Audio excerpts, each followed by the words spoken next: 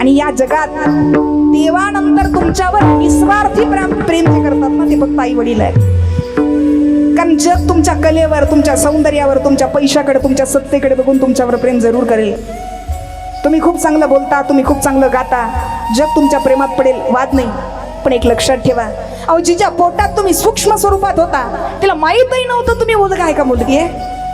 अहो तिला माहीतही नव्हतं की तुम्ही सुंदर दिसताय का कुरूप, पण तरी सुद्धा जीव ओतून तिनं तुम्हाला सांभाळलं. 9 महिने 9 दिवस तिनं तुम्हाला उदरात बाळगलं.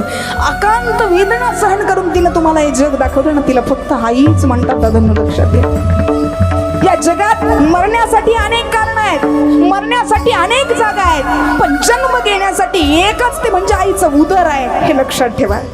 कारण स्वर्ग आणि आईचं उदर हे भाग्यवंतांना मिळत असतं. जब जब मुझ पे उठा सवाल